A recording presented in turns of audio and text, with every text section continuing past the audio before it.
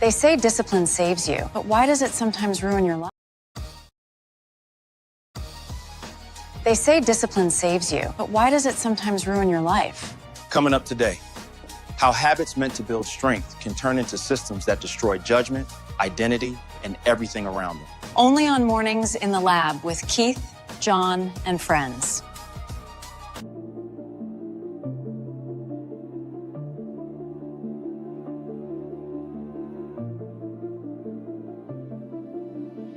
Welcome to Mornings in the Lab, where when something negative comes up. Building muscle improves blood flow. From squirting to squirreling. Start small, build up, and expand from there. Be entertained by fun over here. How if I slept? Because my sleep has been good. That's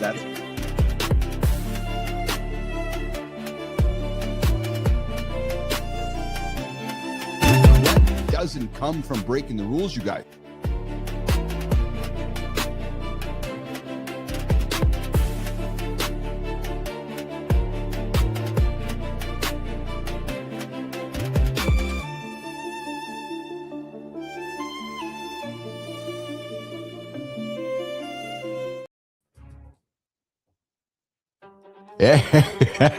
Hey, good morning. Good morning. Good morning.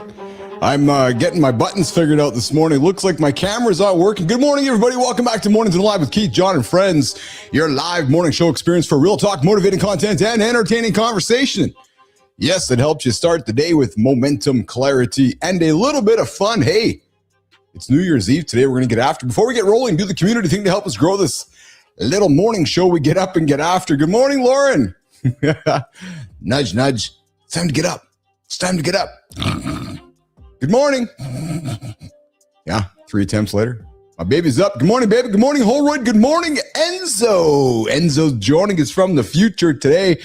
Enzo, you have been on this ride for a long time with his brother. I'm so pleased to see you out there in the community. We got Enzo joining us all the way from New Zealand. Yes. Enzo, what are you now, like 38? I feel like we've been hanging out forever.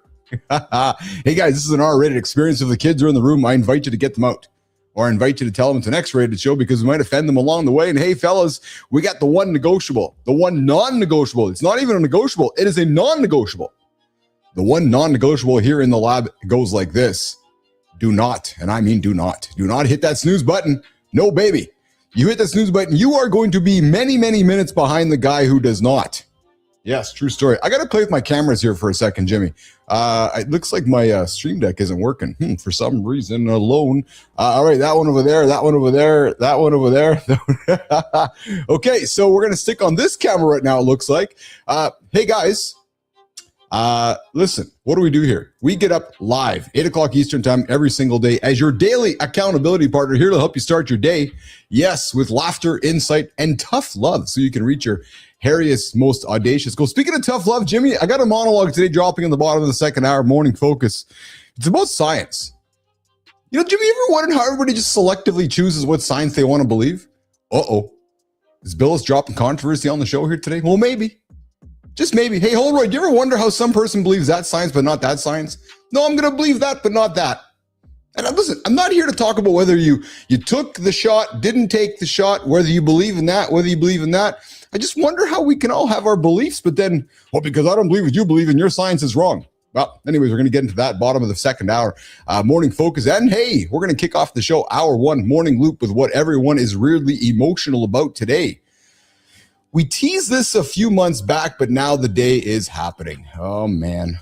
Jimmy, it's time to run the violins. Yeah, MTV. The brand, the content, the channel I grew up with. Hey, Holroyd, MTV, done. Officially going dark on music channels, and why it feels less like a business decision and more like just losing a friend who helped raise you. Yeah. And we're going to look at a new cannabis study coming up today in the show. Plus China sprinting ahead of robots. Hey, you know how we like to talk AI and robots on this show? Well, there is a robot army emerging just across the pond over there. And we're going to talk about it. And hey, orcas. Yeah, orcas acting weird. And yep, the very real side hustle where people are getting paid. Yep. This is not Jon. You know, we talk about Jon having a vertically integrated business. No, this is not Jon's business. People get paid to poop. True story. After that, we got a conversation at center stage with Tapio Ikonen, a drummer who almost joined the Dixie Chicks and now teaches people how to close deals. Really? From Dixie Chicks to closing deals? Yeah, that's an interesting conversation. I wonder if he was around. No, he almost joined. So I guess he wasn't around a time when, well, politics started seeping into the Dixie Chicks there a while back. Anyways, the deep dive conversation today is discipline gone wrong. We're going to lean into a headline. It seems to be all over the place. The Ryan wedding story. Man, we've talked often. If you put a bunch of positive energy into something which you could achieve, well, this dude put a bunch of negative energy, a bunch of negative habit stacks, and created $1 billion business through negative energy and negative habit stacking. Yeah, there you go. And then we're gonna widen the lens and talk about why YouTube's top 25 lists are a trap. All of you guys, I know you don't want top 25 lists. Now you're like, I've been there, done that. I'm an old dude. I don't need that kind of bullshit. Yep, true story. And then morning focus. Yes, science. It's now a costume show. It's all cosplay. You believe in this, believe in that. Don't believe in this. You don't want to believe in that. And hey, we got Maya Reyes joining us. Bottom, second hour, community corner. Breaking down the 3 lies that quietly keep people stuck. The ones about your friend, your effort, and your seriousness. So guys, I got an invitation for you. You know how it goes. I ask you to put the seatbelt on, strap in, get up, get after it, because, well, it sounds just like this. The Morning Loop starts right now. Good morning, nation. Last morning of the year. Tomorrow, half the world writes 12 resolutions before coffee. That's not a plan. That's a wish list. And wish lists don't survive a bad night of sleep. The funniest part? Guys pick 12 habits, then miss one, and decide the whole year's cooked. We're not doing that. We're doing reality. One lever at a time, and no fake perfection. Today's show is simple. We're calling out the traps. We're building the guardrails that actually hold. If you've ever felt locked in but still off, stay close. We're gonna make it make sense. Nation, you're in the right place. Let's get moving. Morning Loop starts right now.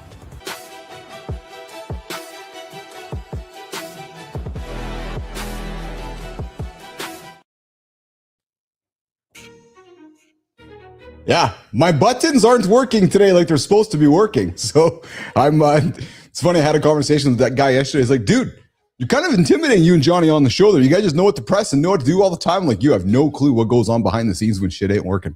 Yeah, hey, you guys can join the show with us live right now.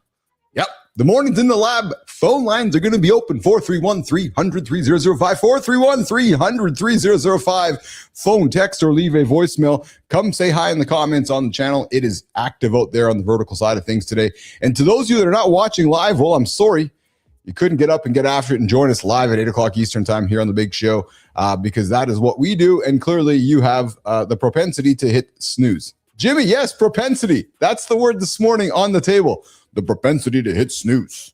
Okay, so guys, today is a big day in the world of media. And it's actually, you know, when I found the story today, I was kind of just jacked up about it because, well, MTV, yeah, the station, the channel, the 3 letters that changed my life I grew up with, done, going away. Sterling Preston, what the hell is that all about? MTV's music channels shut off today. Not the brand, the ritual. We all saw the same video together. It was sick days and Saturday mornings. Now Discovery is private playlists. Culture fractured. That's why it feels personal. It marks time moving on. Let's talk about what replaces that town square. So, do you guys remember MTV? I sure as hell did. Yes, it was, you know, growing up with music videos and rushing to the television to see what was going to happen next. The unpredictableness, the culture of it, the sexuality of it, all those good things that were actually, you know, it changed the generation, frankly. You know, and I'm in Holroyd, I'm sure you remember that. Sullivan, I'm sure you remember that. But man, did it ever, you know, rupture through society. Then we had the MTV Awards. And then for all of us who grew up in those 80s, those 90s, the 2000s, this is less about cable contracts and more about saying goodbye. It's like that look in the mirror that, holy shit, The time has passed us by, and we're moving forward. Today, Paramount Global shutting down MTV's remaining 24-hour music channels. The main MTV brand will still exist with reality and pop culture. So, for the most part, it's not going to, impact much of us because the MTV brand is going to stick around. But much of what we grew up with, just the ideology of it is changing. So, like I said, we teased this a little bit ago, but MTV's death today. Less a media story and more a mirror. It's like those times we go through life. Johnny, I see you out there. Jimmy, we're going to bring Johnny up in a quick second here. Get the truck started up there, Jimmy. But I find that MTV is more like the metaphor of a chapter's closing, right? We're going into 2026. I'm going to be 1 year younger. Johnny's going to be 1 year younger, and MTV is going to be 1 year further in the rear view mirror. Speaking of rear view mirror, hey, Jimmy, what's Johnny driving up to the lab in today? Let's bring him into the show.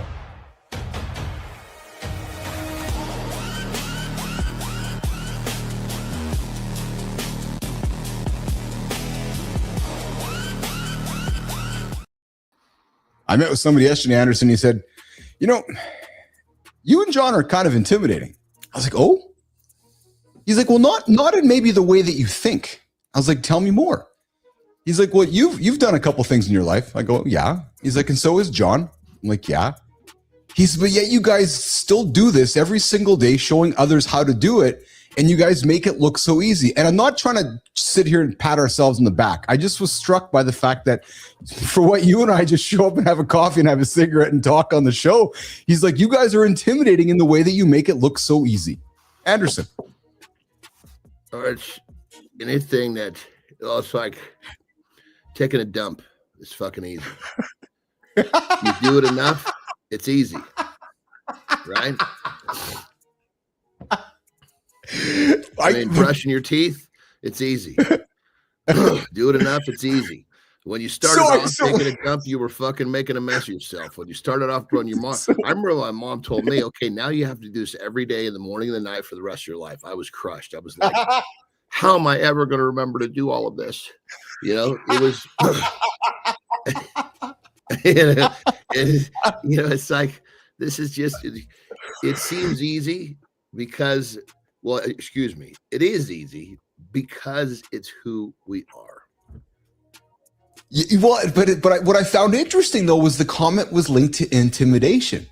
He's like, because he's like, you and John don't have to do this though, so why do you do it? And I looked at him like, we are. Well, and it was an awesome. I love this man, dude. And I'm just gonna his name we're gonna remain nameless. I'll tell you about him later. But he's awesome, dude, and we're gonna do some work with him. But I found it funny and it was striking because it was like he was talking over my head because I was looking at him like, yeah, but I just brush my teeth every day. Like that's just like I've always joked with you, but I got to get up anyways. Oh, but you can't do something else. And brother, I've taken pride. It's like once a piece of my identity. Yes, my standard was doing shit that other people won't do. It feels good. Oh, brother, I like people and they're like, I fucking look around and I hear this. I can't. And they have no fucking clue that they've created this fucking prison around themselves with these limiting thought processes and these words to support them. I'll offer this to you, brother. It's incredible how that little mark we put with a pen and then a T.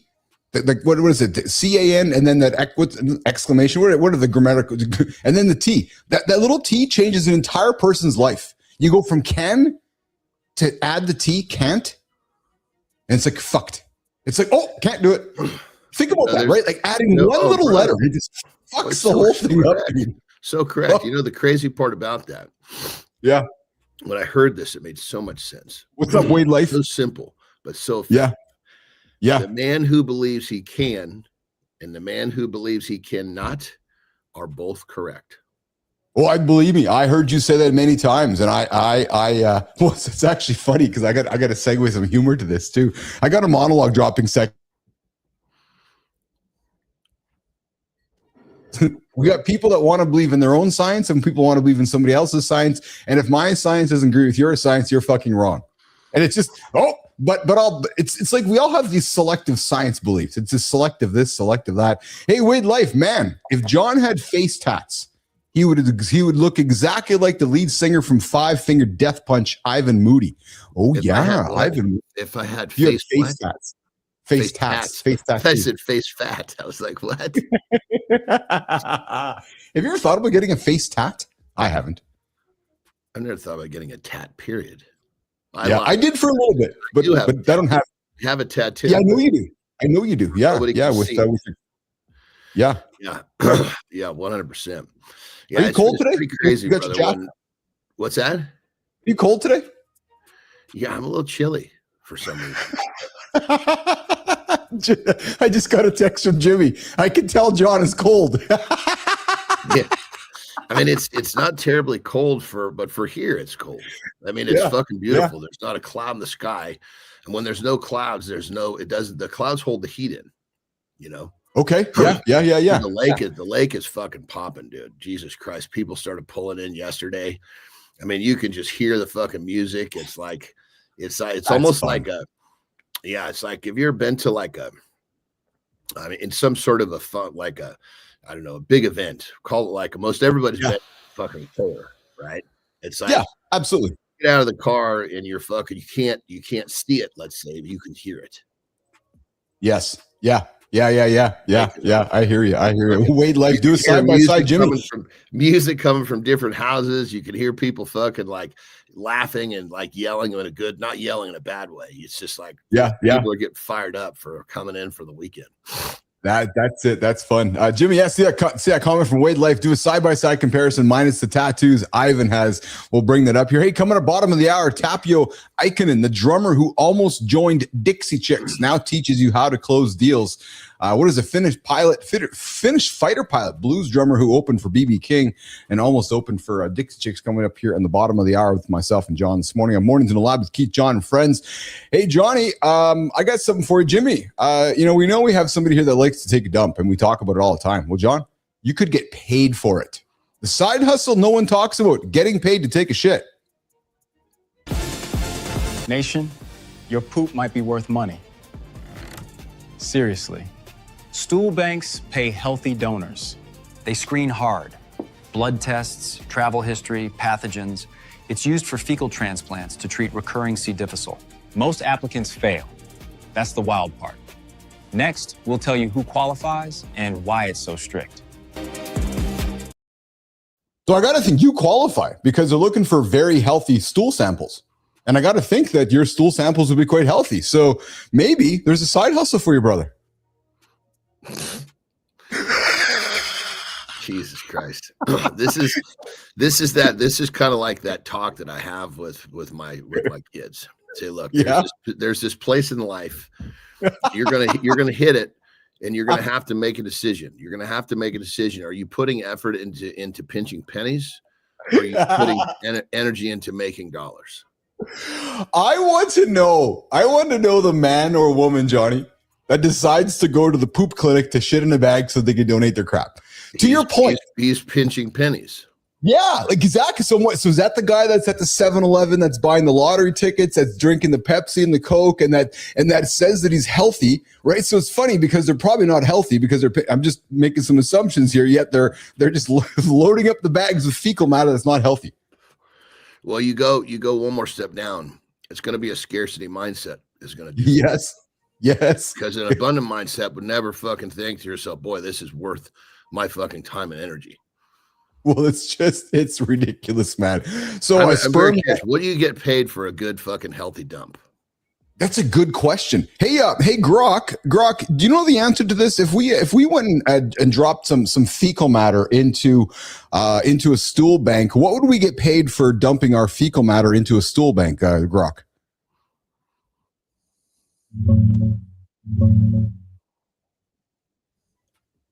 Depends on the program, brother. Most places like Good Nature pay $25 to $75 per visit. So if you're consistent, up to $1,500 a month.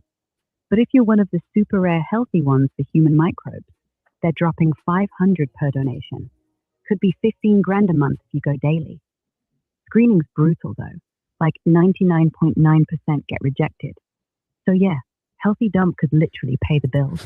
Oh, healthy dump could literally pay the bills. Andersen, $500 is shit, man. Holy Christ. Never knew that. Look at that. We learned something. We both, 53 years old, almost 54, learned something new today, pal. Your shit could be worth up to $500 per load.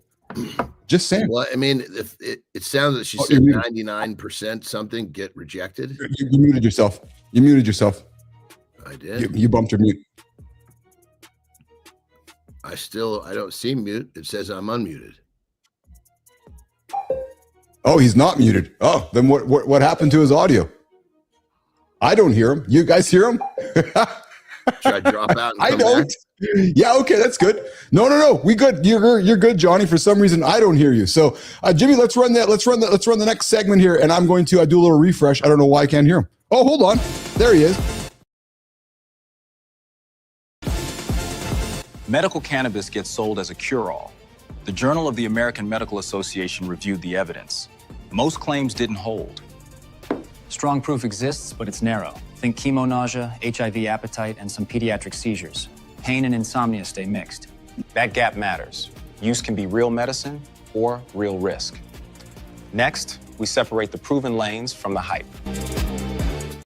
That was my issue on the mute there. So hey, $500 a load, man, you can make from that fucking dumping fecal matter. That's not too bad money, man. Seriously. Well, I mean, they said 99% get rejected. So I'm very curious to find out what is it. So Grok, what is it in that 1% or whatever the percent that gets approved? What is it that they have? What are they doing differently than the people that get unapproved? They've got pristine microbiomes. No recent antibiotics, no probiotics, no infections. They've never traveled to places with nasty bugs, haven't eaten unpasteurized cheese, haven't smoked crack in Tijuana. Diet is key. High fiber, mostly plants, not much booze. Add in blood pressure on point, no chronic disease, no meds. Basically, they're the Bill Gates of poo. They live in the cleanest, dullest bubble you can imagine. So actually, it might be similar to you, and I'm being serious. It might be like you because you don't. Did she say not much food? No. So not much. Hold on, not much. Where is it here? I don't qualify. No, so not much booze. Not much booze. No booze. Oh, yeah, okay.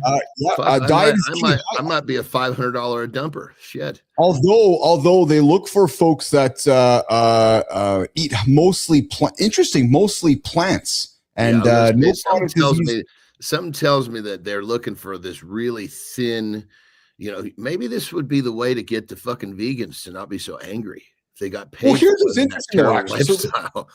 But this is interesting, actually. So this is actually kind of interesting. And I'm not going to make this all political, even though it's going to sound like it kind of is. But so she leans into the Bill Gates of poo. Well, we know Bill Gates is very much leans into alternative climate lifestyle and maybe some different points of view than others. So like, is there some emphasis there that if you eat meat, you know what I'm trying to say? Like, it's kind of, I find it bizarre that it's just, we don't want people who like, what about those that do eat meat?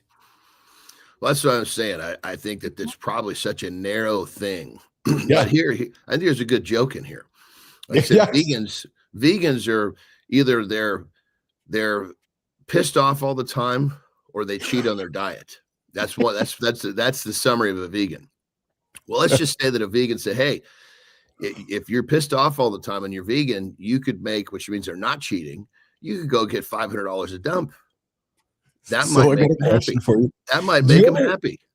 Do you ever wonder how many closet non-meat eating humans, we'll call them vegans or we'll call them plant-based humans, that secretly just imbibe at McDonald's or Burger King and just crush, and that they have this it's a secret habit that they don't tell anybody about because they can't. And then it's like, yeah, well, I can't lose weight because the plants are too fat for me. Okay. Yeah, they're called closet Chegans. Yeah. Is that what it is? They're Chegans, cheaters. And it's when a cheater and a vegan hump, you get a Chegan. Yeah, that's it. Tapio Ikonen joining us in a few minutes here. I see you in the green room, Tapio, the guy who almost joined the Dixie Chicks, joining us here on the show in a few minutes on Mornings Live with Keith and John. Hey, Johnny, so I got a cannabis topic. Jimmy teased it a little bit. The cannabis study no one wants you to see. So a new review in the Journal of American Medical Association says medical cannabis is much less proven than most people think. No shit, Sherlock. Yeah, we all know I'm a cannabis aficionado here on the show. I love talking about it. I'm a big fan of it. It's been part of my life for most of my life. Yet, everybody talks anecdotally, John, that it changes this, and changes this. When the reality is, everybody, it's that selective science thing. No, there has not really been much research that says anything. So, we can say it does this, and we can anecdotally say it does that. And it talks about being marketed for acute pain and insomnia. And sure, we're learning more about it along the way. But the reality is, John, there's a large gap between public perception and what the clinical evidence actually supports. And that's just the facts there. I'm putting it out there because I know I talk about it and joke about it. And is it a miracle plant? It has a lot of benefits, but there's still not a lot of science about it to support it. Andersen. I got a story about cannabis from yesterday. Tell me. Tell me. Basically, it's the first day that the fucking house has been empty in a long time. Okay. Well, shit, man. We're gonna get some early started, life expectancy work. Life expectancy work, yes. And anyway, so one of the, I guess you'd call it an aphrodisiac, if you would, for Terry. Yeah, is cannabis. Oh, there you go. Okay, yeah. So basically, she's, it's just to keep it simple for her. So she just likes a vape. Right. Okay. Yeah. Vapes, yeah. Even though terribly fucking unhealthy with it's not the weed in there. It's the delivery system that's all 100%. Yes. Yeah. But anyway, so I always take care of it for her. So I call the place. They deliver it right to your fucking house. And I pull this thing out of the box, and it's like, Jesus Christ, it looks like a little fucking spaceship. I'm like, what happened to the one where you just fucking hit the button and it fucking works? You got to read this fucking manual. Punch the button 7 times, then wait 10 seconds, punch it 2 times. I don't know what the fuck it's all about.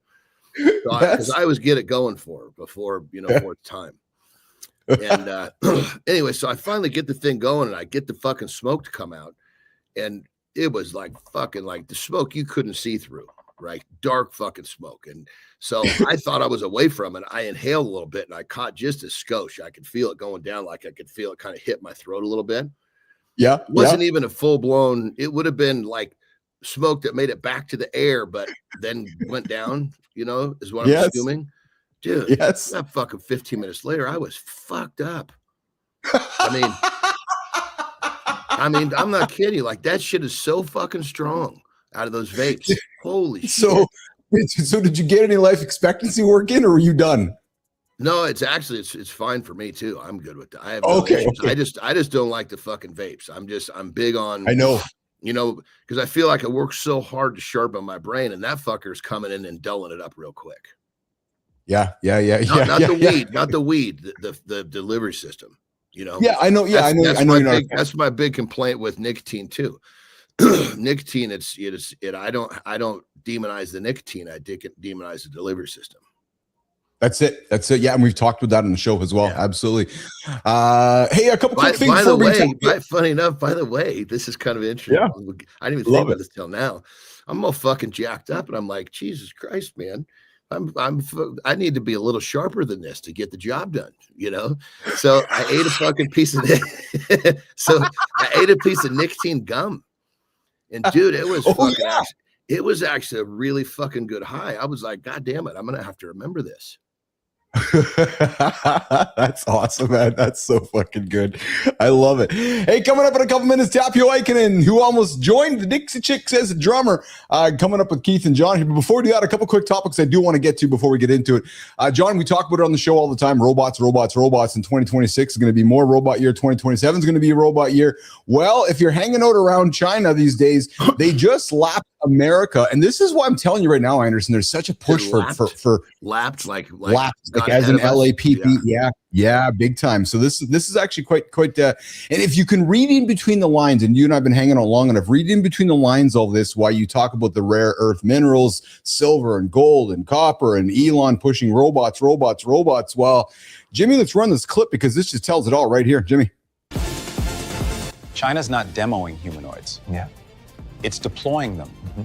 Factories are getting units while the West stays in pilots. One company says 157 MLers in 2025 contracts. Their targets are 5,000 by 2026 and 10,000 by 2027. Government backing is the difference, but 150 similar companies signals a bubble. Next, we'll name what wins: scale, data, or design. Yeah, they're scaling thousands upon thousands of robots, deploying them on the borders, deploying them on the streets as part of the. I mean, China is these motherfuckers are kicking ass, dude. Well, dude, I read I didn't have time to prep it for the show today, but I read a fascinating story. How the last 60 years, the strategy of China was to basically wake up today, in the position they are with rare earth minerals, where the world's like, I was going to say, I mean, between the technology and even they have like, I want to say they control like slightly over 70% of silver. I caught into this, and they're supposedly they might not be, they might be as the first of the year, they might say, hey, sorry, people, we're not selling it. It's not leaving our country. Right. No, you're bang on. Yeah, you're bang on. That's what we're hearing, but we got to see it happen. You know what I mean? 100%. Yeah, absolutely. Well, so they are. One more little thing as I'm doing, so I started digging this a little deeper, and I realized, I mean, this fact was sitting in front of me. I just never fucking connected the dots. Yes. That fucking market cap of all silver is smaller than NVIDIA. I know. So think of it like this. If you have like huge corporations and government fighting for NVIDIA stock, what would happen to that stock? Fuck me. It'd go to fucking $2,000 a fucking share. So silver and gold reset here over the last couple of weeks. So we're starting obviously 2026 with some new numbers, but I find it quite fascinating. And you got to look at, and for the last 15 years while Elon was building Tesla as a car company, all you got to do is look underneath the numbers. John is, building a robotics company, right? That's robotics there. All that footage, camera footage they've caught, but there's a race. There's a race. About a car, electric car is a robot. We just call it a car. 100%. That's exactly what it is. What Elon did in front of all this was while we all thought he was making the Statue of Liberty disappear like David Copperfield did that one time. No, he was actually building a brand new Statue of Liberty, with these cars. Like every single, there's one company on the planet that has basically all the roads of the world mapped up, which is Tesla and Elon, right? So you get all these different pieces together. You start creating something quite substantial to compete with. You can buy a fucking Tesla mini house. Yes. And 100%. Elon actually lived in one, as I understand it. They put one just down the street from his fucking factory so he could stop sleeping under the desk. And he lived in there for a year. Now, I think what that tells me is he's testing out his living conditions for what he's going to put up in fucking up in Mars. Up in Mars? Yeah. Well, you think about it. You can go to Mars and you can buy a fucking pretty cool little house for 15 grand. Who the fuck's not going to be attracted to that? Hey, dude. So we both grew up with Robin Williams saying "Good morning, Vietnam." Well, hey, maybe one day we'll be waking up saying "Good morning, Mars." Mornings in the lab with Keith, John, and friends getting after it with Tapio Ikonen. This Mars thing. I'm sorry to interrupt. Think about this. I know. What are the odds of having property tax in Mars? Well, I mean, Americans are pissed. Like you fucking finally pay off your home. And they're like, wait a minute, why do I still got to pay $1,000 a month for my house? Americans are fucking pissed about this shit. It's an interesting race to Mars, right? Is Mars going to be part of America? Is it going to be part of China? Who's going to chop it up? Who's going to decide who owns what when it gets to Mars? And I know that Keith and John, because we're going to be getting up for the rest of our lives, we will be escorting you all. Well, dude, there's a great question. Yeah. Grok, who owns Mars, Grok?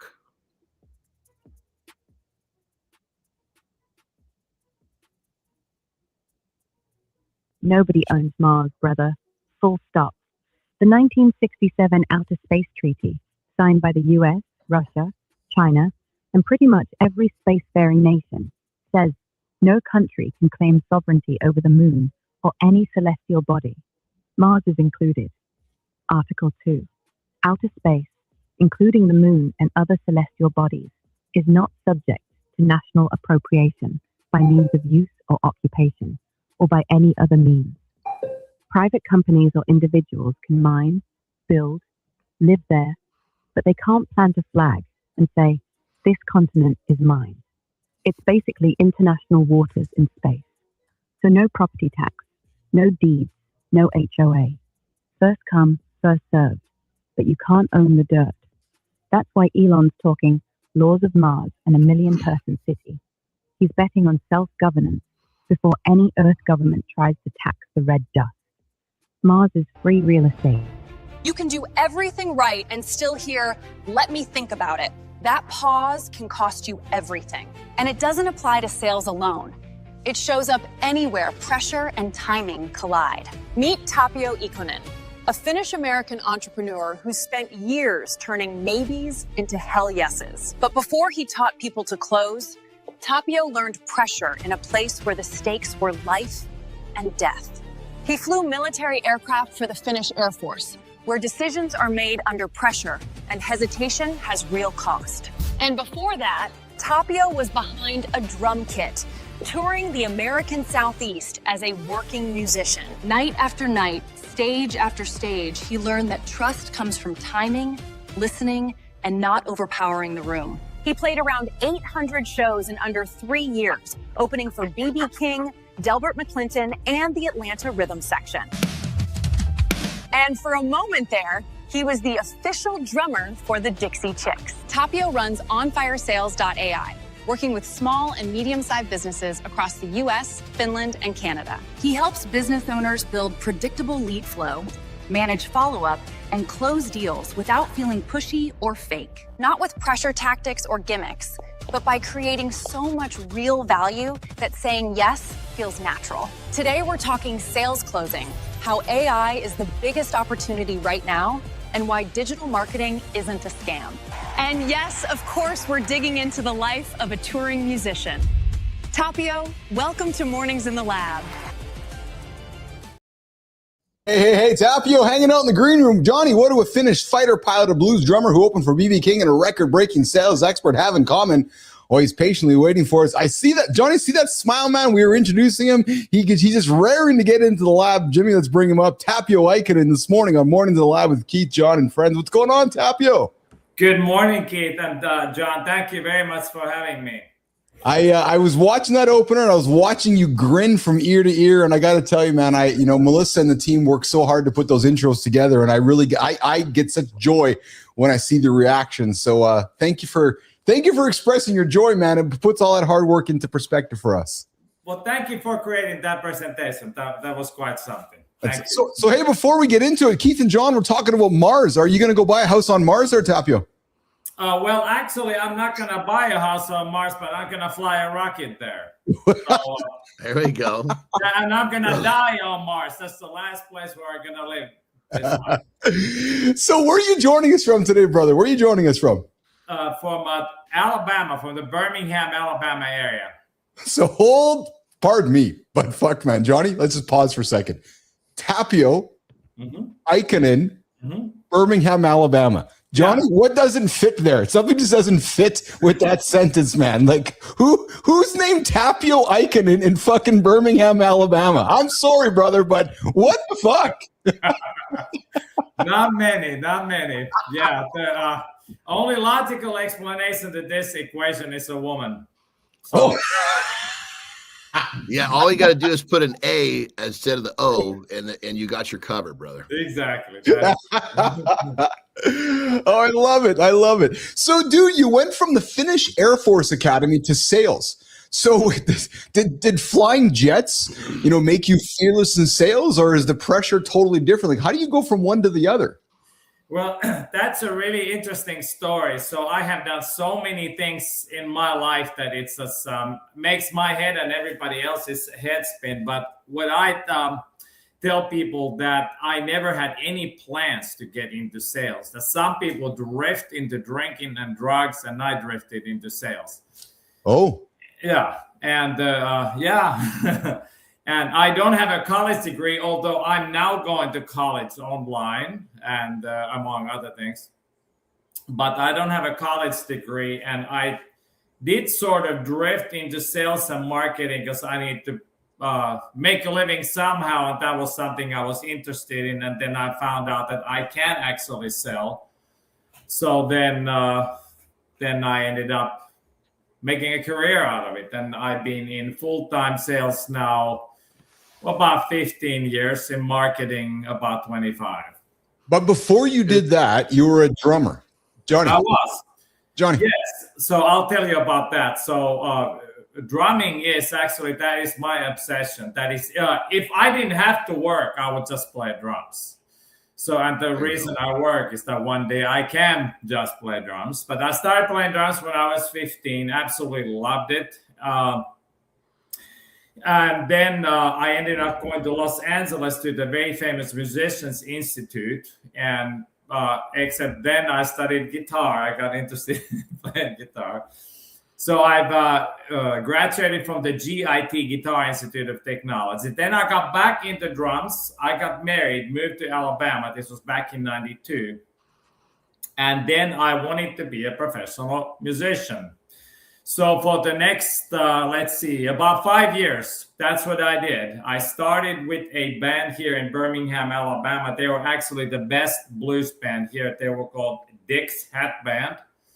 I played with them until I got fired. And then I went on the road with a top 40 country band all over the Western US and the Midwest. That lasted a few months. I quit that, and then somehow I found out this lead about this really hot blues rock band in Nashville called Dean Hall and the Loose Eels.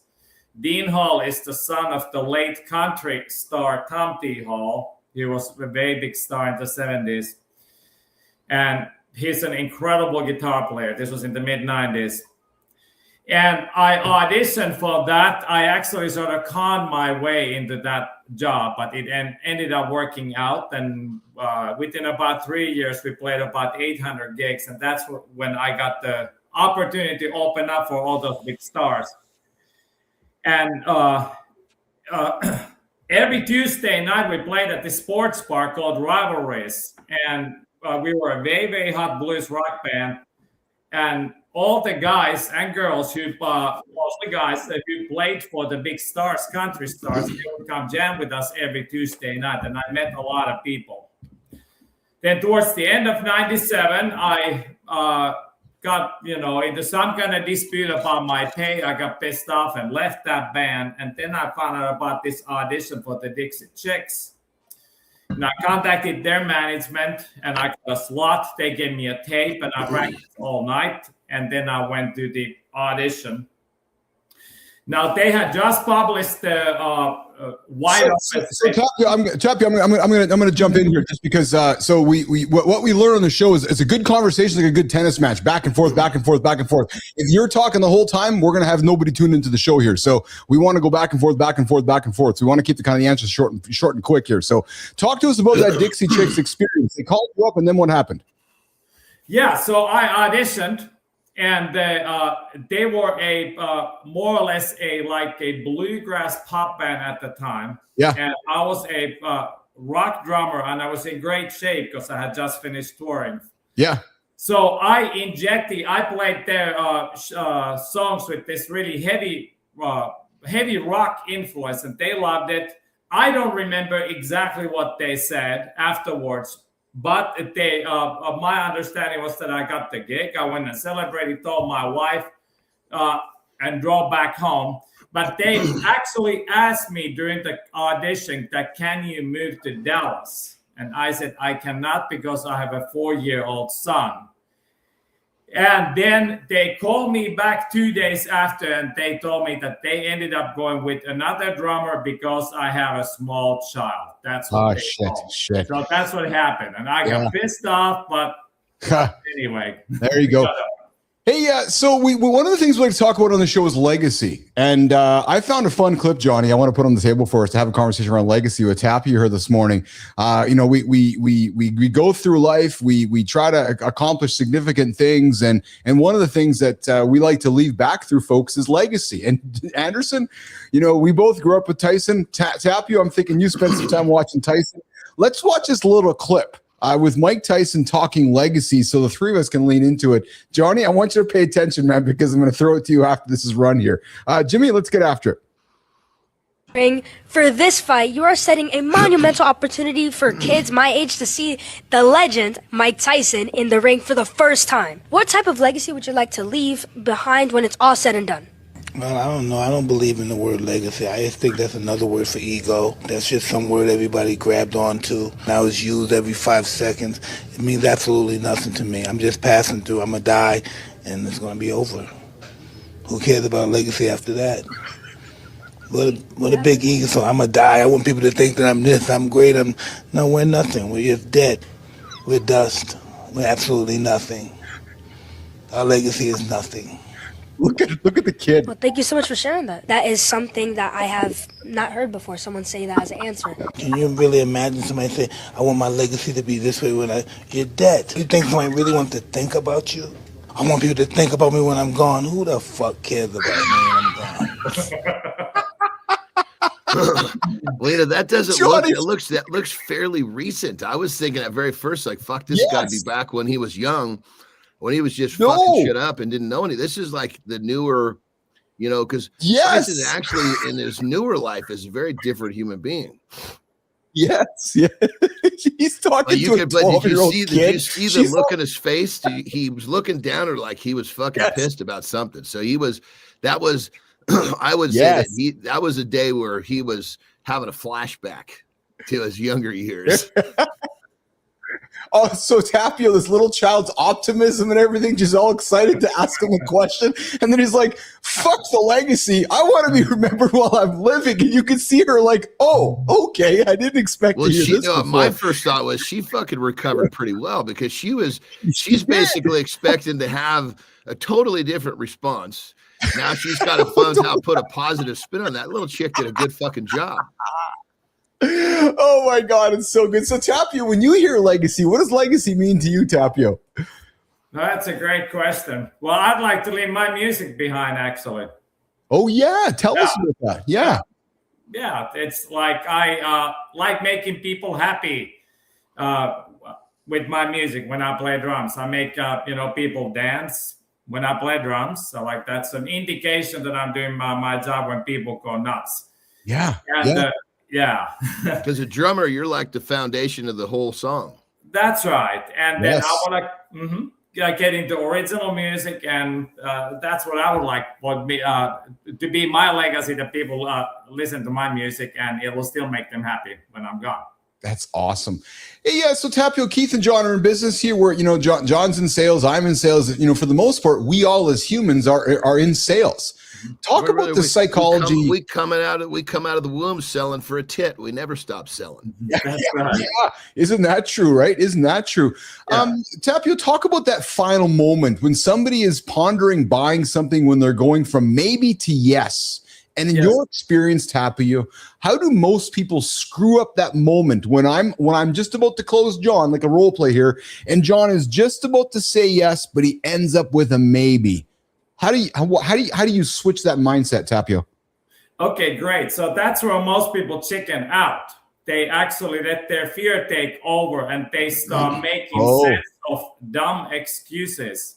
So the thing to get over that moment is simply ask for the business any which way, any crude, rude, abrupt, dumb way, that you can. It's just ask for the business. In America, where I learned at that point, aren't you trying to get them out of that logical state of mind? Because they're logically trying to find a safe space to not move forward because it's scary to them to move forward. So is it trying to get them out of the logical state of mind, the rationale that they're in? Is that part of your process?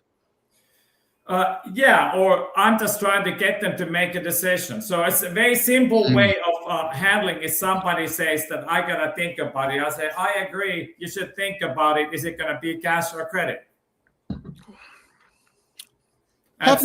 Yeah. Why are so many humans afraid to ask for the sale, Tapio? And I'm going to answer my own question, but is as simple as because, again, Keith and John role playing here.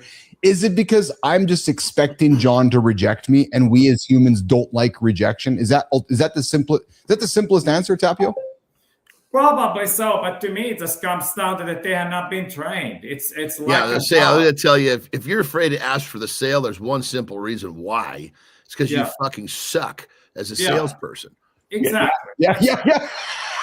That's right. Fuck.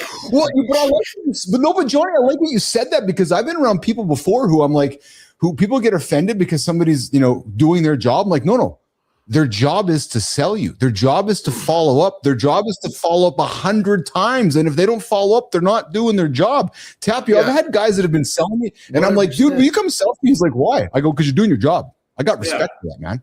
That's right. Well, I mean, you can listen. If you're respectful in what you're doing, then you ask for the sale, do whatever you want to do. Just be respectful. You can't, as soon as you lose respect, you're done. The game is over. You're playing by a new set of rules. That person wants nothing to do with your game. That's right. Remaining positive is extremely. I mean, it's crucial. It's absolutely necessary. When the other person is going off with whatever emotions, you just remain very positive and calm, and eventually you'll walk them into the close. So you just don't give up, and you keep asking for the business and keep handling whatever they say. And at the end, they will make a decision. It'll be either a yes or a no, but you just don't want to leave them hanging. Yeah. Tapio, as a drummer, and as a successful drummer, here's a question for you, brother. John called it out because you're keeping time for the band. Yeah. What's harder? Is it harder keeping perfect time for a 3-hour blues set, or is it harder keeping a prospect on track during a 30-minute sales call? Well, it depends on the band. If the musicians are good and each one of them had a good sense of time, then it's easy to keep the tempo. But if there's people in there that do not know how to keep time, they keep fighting you the entire show. They keep speeding up or slowing down or both. And that's very difficult, and that makes the music sound horrible. So I would say it's much more difficult in an inexperienced band to keep time than keep the prospect on track. Because see, what happens when you get trained in sales, you actually kind of get trained like a martial artist, and it turns into a sport. And the more difficult it is, the more fun it is. And it becomes very predictable. So you can just move the prospect along, and you sort of expect what they will say and do next. And I think it's much easier to keep a prospect on track than keep a band on track and make them sound good. Yeah. Good morning, everybody. Hanging out with Keith and John here on Mornings and Live with Keith, John, and friends. Hanging out with our guest this morning, Tapio Ikonen from Alabama. Yeah, you go put that into a bucket and smoke that one, Johnny. Hey, so Tapio, one of the things we like to keep the show rolling fast and unpredictable and stuff like that.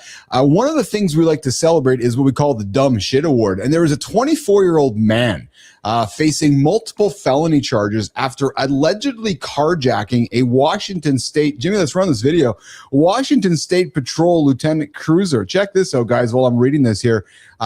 Watch this video of the person whose car is stopped. You look at this guy's pulled over. The guy goes and pulls the woman out, gets in the car and steals it.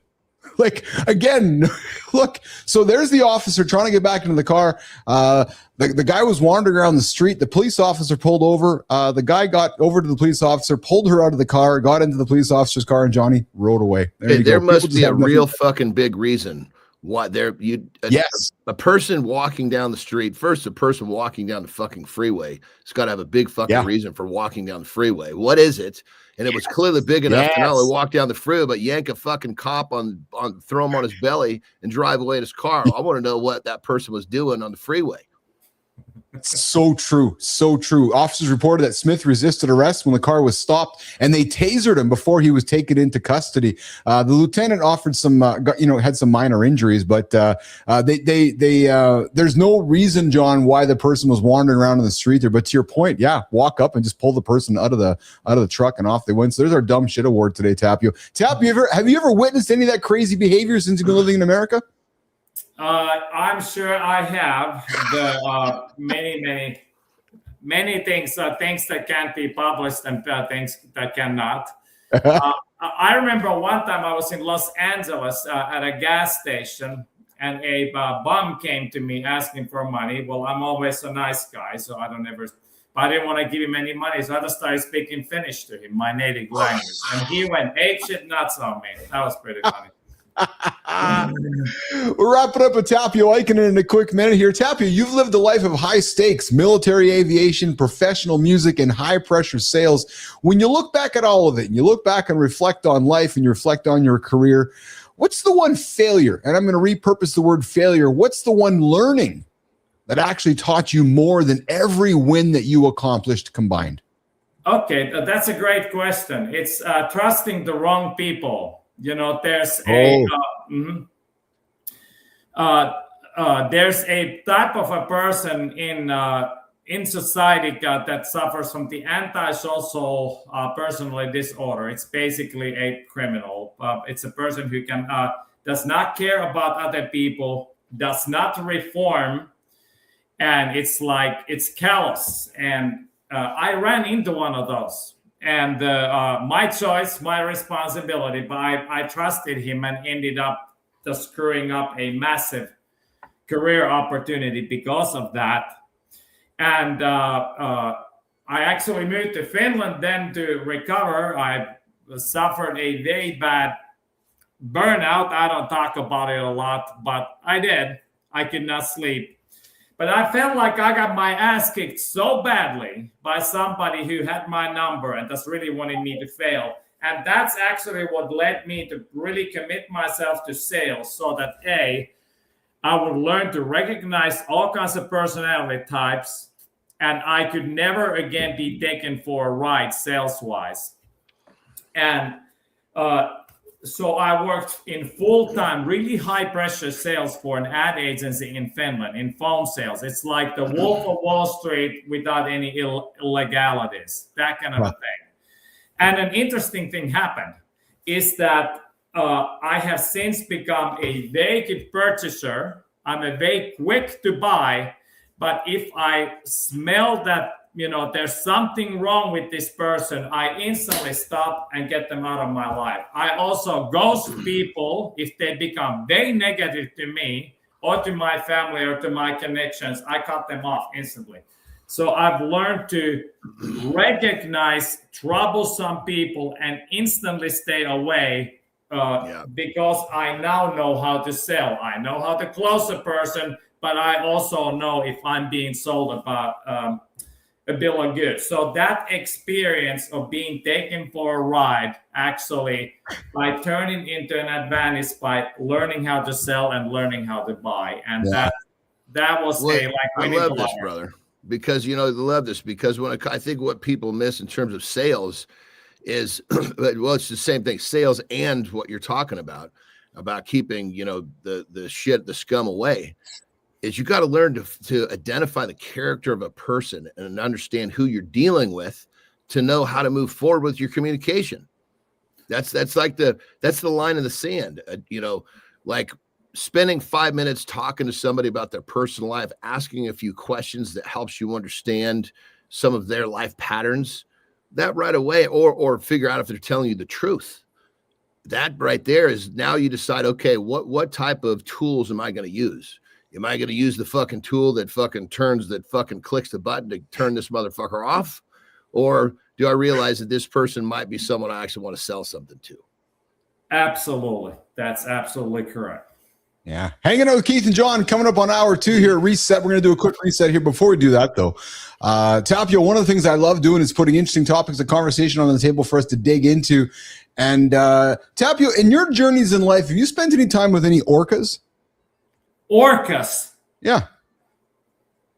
He's talking about whales. Whales? Yeah, talking about whales. Yeah. No, but a little bit with dolphins. I was an exchange student in Florida Keys, and my girlfriend was a dolphin trainer, so that was pretty cool. But orcas, no. Oh, interesting. Well, hey, orcas just unlocked a new level of scary. Jimmy. Yeah. Orcas didn't get smarter overnight. They copied a new move. Some pods started ramming boats like it's a trend. That's the scary part. It's culture. One pod figures it out, then the whole group learns it. So it's not one genius whale. It's a network that spreads tactics. Next, we connect this to humans and the ocean. So with Johnny, we were talking a couple days ago, but we found some stuff, man. Orcas just been disrupting the ocean, man. They're attacking boats in Spain and Portugal. It is, yeah, killing white sharks. They abducting whale caves, extracting whale shark livers, or leaving these white sharks all over the beaches. And there's no evidence that's showing this inherent smarter evolution. Instead, there's just, John, these environmental pressures and social bonds that are driving this behavioral flexibility, like overfishing and so forth. Like we've talked before, the world's changing, right? And the orcas are like, hey, we want to change with it. So we're going to go take our piece of the pie, John Andersen. Well, brother, think of it like this. And I'm not saying I know. I'm just looking at just general behavior of a living creature. If there's some level of survival that is put in front of that creature's behavior patterns are going to fucking change, and change in ways that are very unpredictable. You know, well, you nailed it, man. If we had no fucking food left on this planet, we would see cannibalism fucking go through the roof. Period. End of story. Well, you nailed it, because their behavior is mirroring human cultural fads, amplified by more human observers, more cameras, climate shifts, fishing, overfishing. There's just so much happening. And John, we were talking about it yesterday, how much of the ocean is undiscovered, and yet orcas are out there causing grief for all of us. Tapio, thanks for hanging out with myself and John. Where can folks connect with you? Wait till the big motherfuckers come out. We think we know what the big ones look like. Shit. Yeah. Yes, exactly. Oh my God. Tapio, how can folks find you, connect with you, and engage with you down in Alabama, my brother? Okay. Well, online, onfiresales.ai, or just on LinkedIn, linkedin.com/in/Tapio Ikonen. And I'm also erecting a big road sign in front of my office. I live in a building which, it's my office and my home. So Tapio, can I have some fun with you for a quick second before you go? So one of the things, I like to show love, and we like to show love on the show to our brothers through teasing. And teasing, I think, is a universal way to love somebody. I agree. Do you agree? Good. Awesome. So then we're going to get along just fine. So you're in sales, right? I love the fact that you're in sales, brother. Yeah. So I love that you are awesome at playing one-sided tennis. Okay. you gotta bring him under. You gotta tell him what the inside joke is. I'm going to Tapio. So, dude, I love it, man. I hit the tennis ball up on your side of the court. Just top. Start over. You broke up right when you started. Oh yeah, I'm saying Tapio. I said we like to use the tennis metaphor with conversations over here, especially in sales, because in my experience in sales, the best salespeople do more listening than talking. Right. So I was giggling with you because I threw a question at you, and dude, we got long answers coming on here, man. We got long answers, my brother. So we want to work on shortening our answers up so we can have good back and forth conversation, my friend. All right. Sounds good. He said, just so you understand, brother, he told me the same thing. So okay. I was in your club to begin with too. Well, thank you, John. 100%. I'm just Tapio. Listen, if I can't tease, then I got no fun here. So I'm really grateful you spent some time with us today. I'm very grateful that we had some laughter with you today, and I'm really grateful we got to learn about your sales experience. Tapio, come hang out with us again sometime, okay? I will. Thank you so much, guys. Thank you, John. Thank you, Keith. All right, take care, Tapio. Let's do it, Jimmy.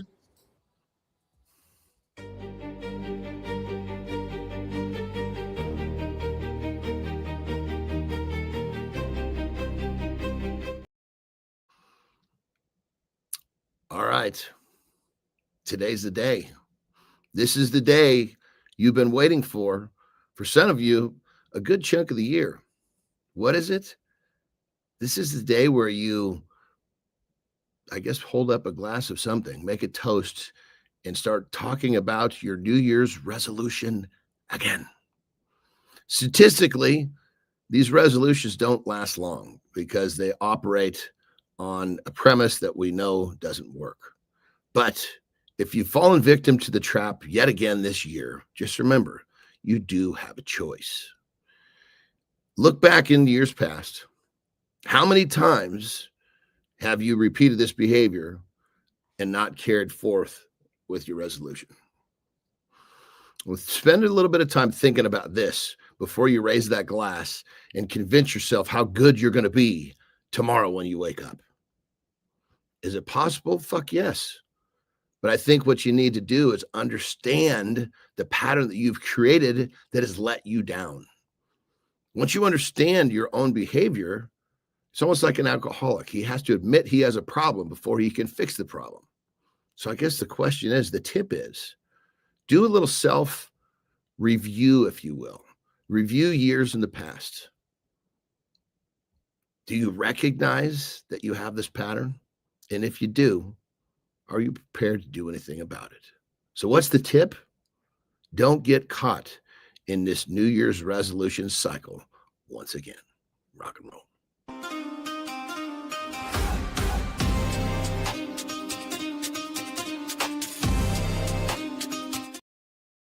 Good morning. Good morning. Welcome back to Mornings in Live with Keith, Jon, and friends. Guys, I had to have some fun with Tapio, in front of Tapio instead of behind Tapio's back. That's why I had to have some fun with Tapio. That's why I called you out, brother, on our one-sided tennis match. Because you guys, hey, I can't be the one laughing to the jokes from my team over here with Melissa and Jimmy trying to distract me with comments in the chat, dropping timers and dropping tennis balls. And so I'm not going to be the only one. No, if you guys want to be guests on our show, you got to play by our rules, or else we're going to go out and have some fun. And it just doesn't start with me. So when I got the team nudging me along here with laughter, and I'm like, okay, I got to go. Petro says, but Tapio is in sales, the holy grail of bullshit. He's probably an excellent salesman. Tapio, I suspect, is an incredible salesman. I had a lot of fun with you, Tapio. Thanks for hanging out with myself and Jon this morning. What a great, fun conversation. Hey, guys, I see, who do we have there in the Wade Life? So this is a morning show. We get up, get after it every single day. It's like an old school morning show that came from radio, came from the MTV era. Now we are doing it on YouTube. There is not a show like it on the planet. So if you've discovered it, I'm glad you're here, and I hope you are enjoying the show as much as we enjoy delivering it. Hey, first hour, guys, we got into it. MTV shutting down its music channel. We talked a little bit about China and all the robotics happening over there. We learned how much it costs. We learned how much we will gain if we shit in a bag and sell it. Jimmy's got a new side hustle starting in 2026. The real side hustle where people are getting paid for shit. Yeah, so, I'm excited about that. Jimmy is going to share his experiences of 2026, so I encourage you to subscribe to the channel. Let us know if you need some extra income. We can put you in that right direction where you can make some money dumping in a bag. Tapio Ikonen was also here today as well. We had some fun. Coming up, guys, hour 2, discipline gone wrong, the Ryan wedding story. We're not going to get into the crime or the headlines about this, even though we're going to talk a little bit about it. It's about what happens when discipline, habit stacking, and structure loses their anchor, when doing everything right slowly turns into building a system that works against your values, your judgment, and eventually yourself. And then we're going to get into everybody's leaning into their 2025 lists. We're not gonna. We're gonna talk about a real list that could actually change your life, and it might just be going to bed on time. Jimmy, let's keep the show rolling, man. Let's get into our deep dive. Let's get it going right now. The Ryan wedding story. Fellas, your routine look clean? Cool. If you feel off anyway, that's your compass screaming. Discipline isn't always virtue. Sometimes it's a hiding place. When the streak matters more than you, you're in trouble. Ryan wedding story is extreme, allegedly. Don't chase details, chase the lesson. Systems without values turn toxic fast. Ask yourself this: are you building or are you running? If it's running, it'll leak into sleep, anger, or money. Nation, what habit makes you look locked in but drains you? Let us know in the comments. We're breaking it down next.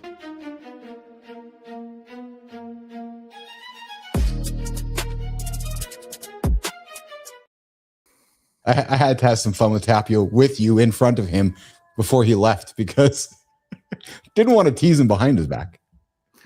Well, I think because, for sure, Tapio seemed like just a really, really good-hearted dude. Totally, just full of love, full of just humor, and just the life of the room, right? And so sometimes I wonder, Johnny, if folks are kind of nervous, right? And it's like there's maybe like a performative nerves where it's like I got to talk, right? And it's like, well, hold on, just slow it down a little bit, right? Well, I mean, in general, like when in podcasts, right? What I say to what I tell they try to, well, you remember, they try to send me questions. I said, you can send them, I'm not reading them. And I said, I'm going to talk until you redirect me.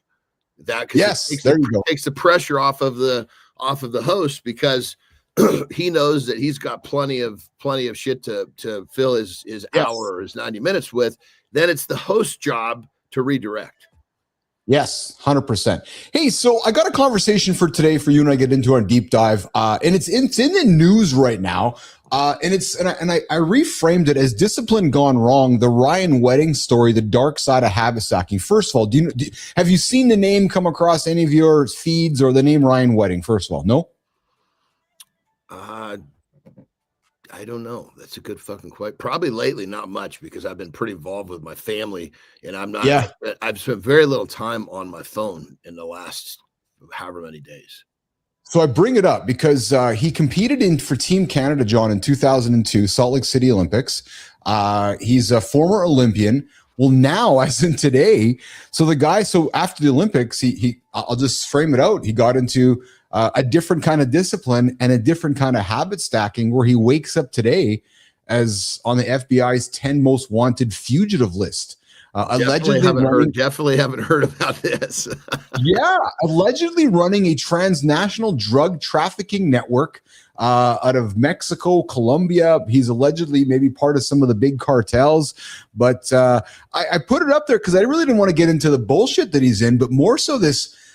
I think maybe you've known guys, I've known guys where all of a sudden that discipline that got you to excellence, somewhere in their journey, John, that discipline moved them to become a criminal. And it's such a fine line, eh? Like you think about, like we've talked before, if you put all that energy into positive habit stacking, what you can achieve, but some guys just get off the rails and just end up on a different path. You know what I'm talking about? Do you know some guys in your world that have ended up in that kind of side of the path? Well, brother, you got to think like this. A person that develops the type of discipline and that can do pretty much whatever they want to do, right? Yes, yeah. That once you realize that, then you got to control your interests for sure. Because if your interest is making money, well, you can do pretty much whatever the fuck you want. So to answer your question, yes, not to this extent, but it's kind of I always say that discipline creates freedom, right? And so it's interesting to hear you say that. Well, that's what you got to. People that have never seen this side of the fence don't realize that when you have it, when you're this good with it, you can do whatever the fuck you want to do. It's just a matter of time. Yeah, I never thought about the way you framed it out, because when you're that good at discipline, right, you can become a fucking good criminal. Fuck like, yes. Most fucking criminals are criminals because they were undisciplined. Yeah, yes, but if you're good at this, no, but you're right to think about, we joked about the loser robbery, right? Like they got caught because they didn't have the discipline. Yeah. So back to your point, right? If you're, I'm going to suspect this man has not been caught yet because he's so disciplined to get everything right. No different than the success you have had on the positive side of things, right? Interesting too, Johnny. So I listened to John Cena's interview with Cody Rhodes after his match there. He said something, the same thing you said. He's like, man, he goes, I would function well in prison. He's like, oh, yeah. He's like, because it's structured. I get my meals. And he basically, it's like, did you hear John Andersen's quote? He fucking said, everything you said all linked back to the discipline of what he needed to achieve. Same kind of thing, Andersen. You could find joy in every fucking day with checking the simplest fucking boxes. Yeah, that's pretty much how he framed it out. And I'm going to suggest back to this, where when you start learning you can get away with things, and you're like, oh, Well, there's another motor that you got to put in here. I don't know. I'm just assuming. Okay. Yeah. Most Olympic athletes, they've had the discipline that an athlete that plays for, say, a really lucrative sports team. He might be making 10 million a year. This fucking Olympic athlete is fucking starving. And he's probably like, you know what? Yes. I'm fucking going deep to the other side. I mean, a lot of times you just like, fuck this shit. You get fed up with, I'm going to go do, I had all this hard work and I didn't fucking have any compensation for it. Now I'm compensation. Let's be honest. One of the easiest ways to become crazy lucrative is to fucking do what's on the other side of the law. Fuck. It's so true. Yeah. You raise a great point, because many of those Olympians are starving. And then all of a sudden you got some dude over here saying, hey, I like your discipline. That you befriend the guy. But that is what I find fascinating about the world of the mafia and like high class organized crime. Like that is discipline at its finest, isn't it? It really is, because you don't want to get caught. Dude, there's so many things that I've seen in life, and I look at the inner workings. I'm like, I could fucking do this so easily. This is not difficult. Yes. Yes, to most of you, getting up and doing XYZ every day is difficult, and you can't do it. That's why it doesn't work for you. Yeah. This is so fucking easy. And it really, I think one of the biggest things for me is once I had kids, it just, any of those fucking goofy thoughts that I had about doing things that were, going to make it quick to get what I wanted, which is on the wrong side of the law, just fucking vanished like a fart in the wind. Oh man. Just like, I can so relate to that. Right. It's like when it starts to enter your brain, got kids. Oh, gone. Don't even go there. No. Yeah. I mean, I am a fucking role model now. Yeah. Yes. And I have to live in a fucking way that's going to demonstrate how I want them to do it. It's funny, Johnny. Going to the fucking clink is not part of that equation. Nope, not at all. Hey, Sharp Spur 1342 Olympics was not professional until 1984. You're right. Yeah, 84. I think that was in Calgary when skiing was. That's when it was real bad. Yeah. Remember there was where was it? They were in I want to say it was Germany. Okay. But I remember seeing, because I love to watch these documentaries about shit. Yes. Like these fucking guys were eating fucking hot dogs and beans. Yes. That's all they had in their fucking living quarters. Yep. And they're supposed to go perform. Well, fuck, man. A lot of those Olympic athletes, we hear about how they're fed shit you go back to campus and you're right. You're supposed to perform, yet you're giving me a fucking Subway sub or whatever it is. You know what I mean? Like, they're fucking sleeping on mattresses on the fucking ground. I mean, it was like, there's no nowadays you'll have sponsors that will come and say, look, let me provide meals for you.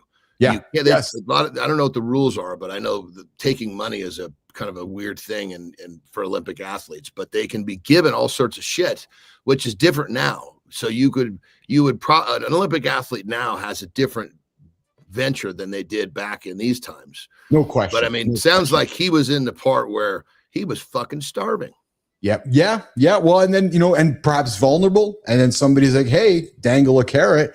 And next thing you know, you're going in a different direction. And guys, this really wasn't really built about criminals or headlines. This really was about a conversation about identity and putting our energy into a positive direction instead of a negative direction, where clearly Mr. Wedding has put his energy into a direction that might not get him where he needs to be. Speaking of needs to be, John, when you were wrestling or performing anywhere amongst crowds, did you know that there is a company that actually creates fake crowds of people for movies? And I got something really interesting, man. Jimmy, put this on stage, man. You got a second here, but it's called an extra, brother.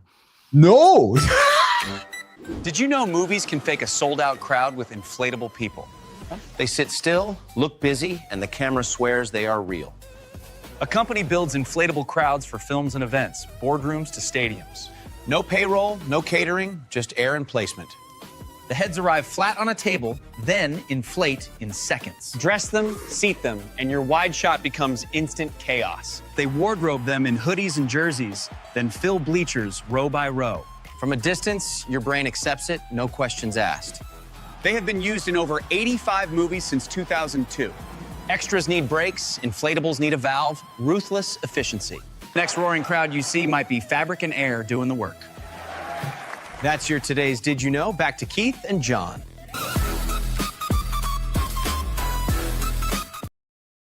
So yes, they were extras, but they had air in them, man. Like, look, they're actually inflatables. I mean, if you think about the movie industry, they pump so much money into their productions. I mean, think of the amount of money that bleacher full of fucking people saved that movie.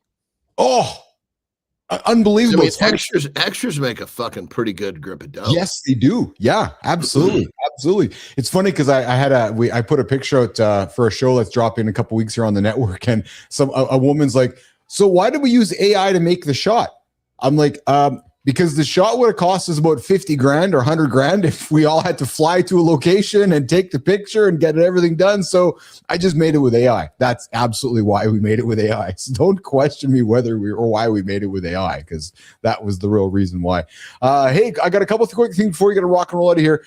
Jimmy, 2025 is a trap, the real list that men need, and it is not another top 25 list to be successful in 2026. Jimmy. Your attention is a paycheck. Stop donating it to garbage. The algorithm doesn't love you, it leases you. You want a different year? Build a system, not a vibe. Protect mornings like they're oxygen. Trending isn't important. What important is your energy, your marriage, your health. If you lose presence, you lose everything. Make YouTube a tool. Dessert stays dessert. Set a timer, then hit long form that makes you stronger. Nation, what's one habit you'll defend like a paycheck? Name it in the comments. Then keep your word.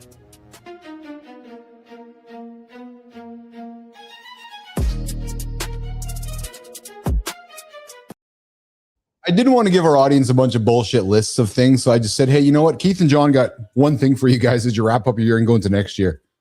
Like, just fucking get to sleep on time. Like this, let's keep it simple, Johnny, right? Find an interest, get moving. Like, don't sit back and go into next year saying, oh, I'm going to do a fucking million things. I love that one thing you said yesterday, man. It was such a reframing of just put your fucking shoes on. Like, just put them on. And you know what? Maybe the third day or the fourth day, putting them on might get you moving. Like that. I got to be honest, man. That's a pretty substantial quote that I don't think a lot of people lean into the value of that quote. And you know what the root of that is, brother? Yeah. Don't get lost in the details. But it's so true, right? Yeah, like, oh, you can wear all the rings and all the fucking, you sleep in all the mattresses, but if you're not fucking doing the base, if all that shit's going to do is keep you looking at a screen instead of putting your shoes on, what the fuck are you doing? Can I tell you why that was so meaningful for me on a personal level? So I work from home here, obviously, and so do you. What I do during the day is I put my shoes on, like my house shoes, so that when I'm sitting, it's easy for me to get up and come downstairs for a walk on the treadmill or go for a walk around the house, so that when I'm sedentary, having my shoes on tells my brain, go for a walk. So when you said that yesterday, to you, it was just a statement. For me, it was really meaningful because I make a point every morning of putting my shoes on. For just that point alone, so I can move, because it's like if my shoes aren't on, it's like, oh, I got my socks on or my slippers. I don't feel like that propensity to kind of move. But just putting my shoes on, dude, I'm telling you, it makes me move. You know what I'm trying to say with that? Yeah, I mean, it's a trigger for you, clearly now. It absolutely is. Yeah. So that's why I said I just wanted to put this one thing on here. I was like, don't be leaning into fucking top 10 lists, top 50 lists. Maybe the simplest thing in 2026 is putting your shoes on. Maybe in your house, right? Maybe brother, you buy on that level, brother. I love what you're saying. So I'm sorry to interrupt, but they just hit me like a lightning bolt. Yeah. Let's just pretend that, like my lifestyle tip, people start and stop. So the last 10 years, you haven't carried one of your fucking new things out all the way. So let's just pretend that we could go back in time. Yeah. And in 19 would have been, we're 26 and 16. The night before 2016 said, okay, I'm going to commit to going to bed at 9:30 for the rest of my life. And you fucking took that and you ran with it and you kept going. Yes. And then the next thing you said was the next year, you said, I'm going to commit to going for a 5-minute walk first thing in the morning. And you, every year you put this freaking retarded little thing on the table, but you carried it out. Now, just think in today, you'd have 10 fucking really, really good lifestyle changed habits that are built into your life.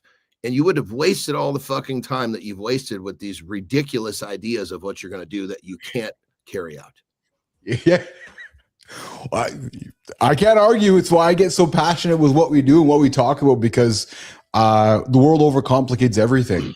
And I made your fucking New Year's resolution should be so fucking simple that you can do it. I made a post yesterday on LinkedIn, and I said, everybody, instead of just making prompts with prompts just for the prompt's sake, start creating content with characters. You'll thank me later. Because in a year from now, when the world is like, okay, well, people want story times, and in 2 years from now, people want story time and characters. Well, you've been just being bullshitting away. Like, I'm giving you things to do. To your point, just put your shoes on for the next year, see what happens. Like, we're like, just do something to see what happens. Hey, Johnny, before you go,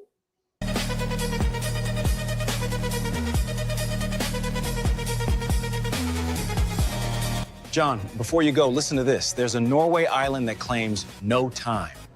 It went viral. The claim's PR. It's Sommerøy, about 304 people. They still run school, ferries, and work on normal hours. What's real is the sun.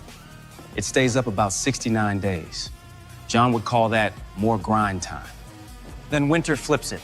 No sunrise for weeks. John would call it vibes-based timekeeping and still claim he's on schedule. John, could you hold routine when daylight lies? Nation, what breaks first, sleep or mood?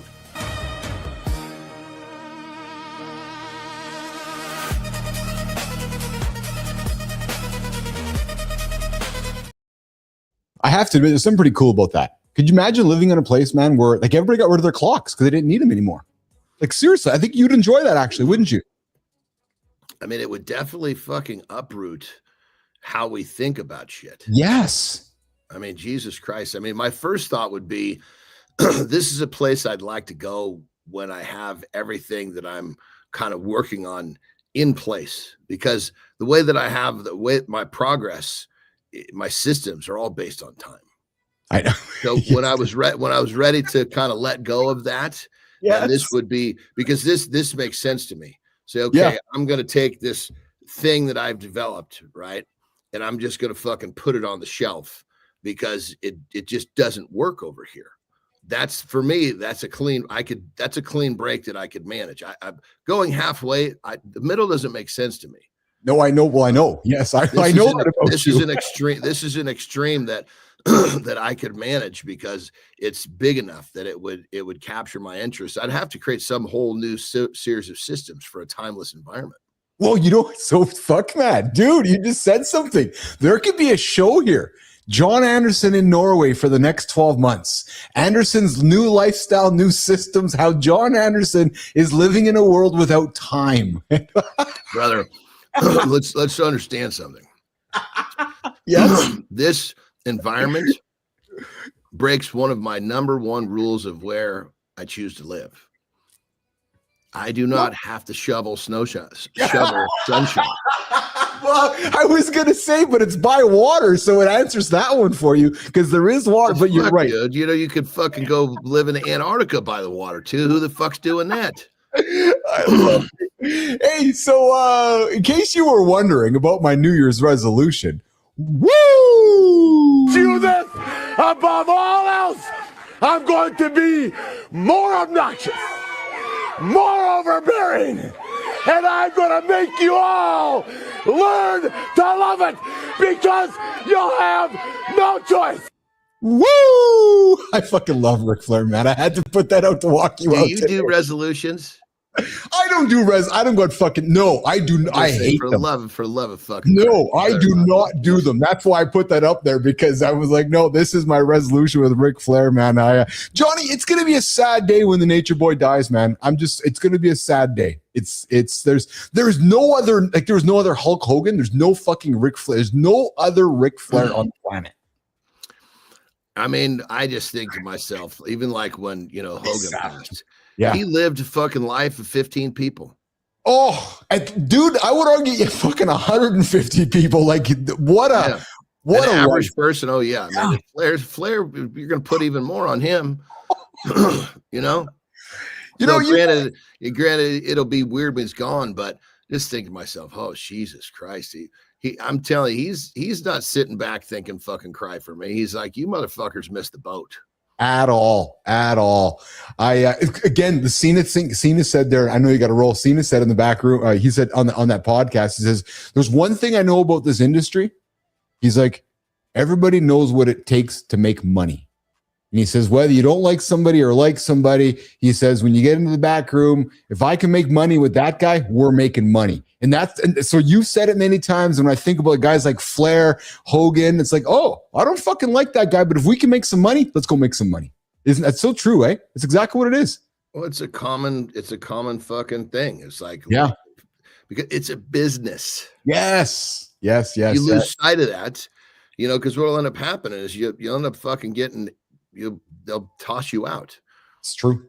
Because you basically kind of offended the number one fucking rule. Speaking of tossing you out, I got to toss you out. You got a meeting with Ben in 3 minutes. Hey, we got our autism guest tomorrow, Sam Mitchell, joining you and I tomorrow. So hopefully we're going to have a good game of tennis with Sam, or I'm going to have to call him out. And you enjoyed the day today with Tara in the New Year's Eve thing, and we're going to be back here, brother, in a brand new year next year, 2026. And let me be the first to say I love you. I really enjoyed 2025 with you, and I'm fucking so excited about 2026 together because so much is going to change in less than 22 hours. We're going to be here together. Brother, it's been a fucking wild ride, and there's so many more of these years to come. Yes. I love you too. Let's basically just get ready for yet another year where we lead by example. Exactly. And hey, I'll leave this with you with the positive hit of nose. Remember Jason Hewlett, our Cardio Miracle guy? Yeah. He's launching a show on the network in January. He's going to do the Jason Hewlett show. He's going to grab a 30-minute time slot on the network, and he's launching with us, man. And it's positive energy, my friend, and he's excited to be part of the team with us. So it's all good. And I told him we were drinking the drink. He's like, fucking right. It's like, oh yeah. I said to him, Keith and John were like, it's a great product, but we think the name kind of sucks. He's like, I know it does. I was trying to tell my dad that. Well, I don't even remember what it's called. What's it called? It's called Cardio Miracle. I said, he goes, I know the miracle thing. He's like, well, that's what kind of fucks me all up. I said, I'm going to say it on the show. He's like, that's okay. He says, because I said, I believe in it, but the name kind of makes me kind of go icky. So, but the product is great, man. I'm enjoying the product. I've had 2 days in a row now. So I have yet to take it a second day, so I want to have a more of a stable platform when I start. Gotcha. That's fair. Oh no, I also got I gave Ben Bresington, your assistant, gave Ben, our mushroom guy, your address. So I expect us to get some packages from Ben Bresington in the coming weeks, so we can crush mushrooms. Let's go, baby. Let's go. All right, pal. Enjoy your day today. Enjoy it much along the way, and I'll talk to you later. Okay. Have a good loop, my brother. All right, pal. All right, Johnny's out of here. Good morning, everybody. You're back with myself, the handsome chief, Keith Bilous, here on Mornings Live with Keith, John, and friends here on a New Year's Eve edition where my camera buttons aren't working properly, Jimmy.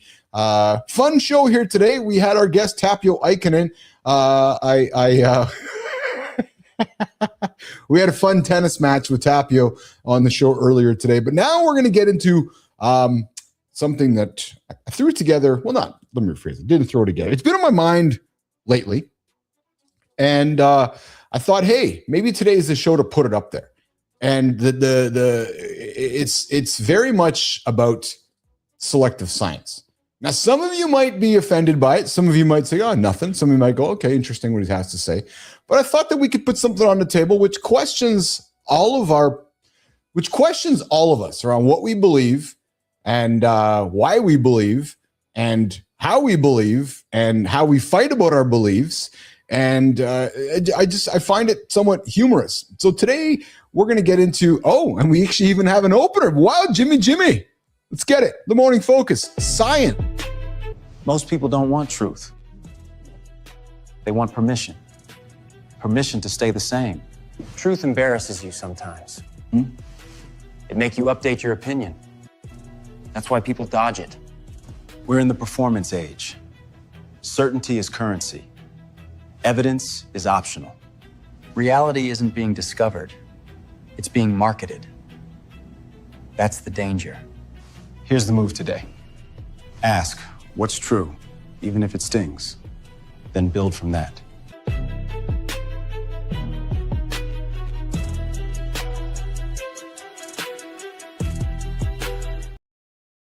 Hey, Petro, when did we decide that science is just a costume? It's like it's fucking cosplay. I'm just gonna put it out there. Like, why and when, and we don't seem to follow science anymore. I don't know. We wear it. We put it on when it helps our argument. It's like, okay, well, this science supports my argument, so that's what I'm going to wear today. And then we take it off when it asks us to change our life. Think about that. Because science used to be, well, what's true? Think about that, you guys. Science used to be what's true. Now, for some reason along the way, it's become, well, what's convenient? It's like a drive-through. It's like drive-through silence, drive-through knowledge. It's like, I'll take that, I'll take that, I'll take that, but I'm not going to take that. It's like, what? Wait a minute. It's like, I'll take the study that proves I'm right. No pickles on this one. Nope. And then can you supervise the confirmation bias too? Because I don't like this over here, but I like this over here. So I'll just take this and then I'll make it my science. I'll make it my argument because it supports what I believe. And listen, please don't hit me with the, well, I did my research. Well, so did I. But I'm going to say this to you. You didn't. No, you did your scrolling. You watched a 22-year-old in a beanie explain immunology between a protein shake and a breakup story, and you were like, yeah, that's science. That checks out. I heard it. It's a headline. It must be true. Petro, don't you wonder this? Like, we are living in the era of selective science. I don't know. Did it start in 2019? Oh, yeah. The new scientific method seems to be start with the conclusion. Find a clip. Post it. Prove it. And then call anyone who disagrees with you brainwashed. Yeah, that just seems what it is now. And it's like, I'm going to bed feeling like a genius because I'm the one who proved that the science is correct. Guys, that's not fucking science. That's actually cosplay. And I'm going to say it. It's not just politics. It just seems to be everywhere these days. People will trust science for their iPhone battery health. Bullshit. Their creatine dosage. Bullshit. Their VO2 max. Bullshit. Their macros split. And so on. Their cold plunge temperature. Their fucking gut microbiome. But the second that science says, well, hey, Petrocelli, maybe you should sleep a little bit more. Or maybe we should stop drinking like a frat boy.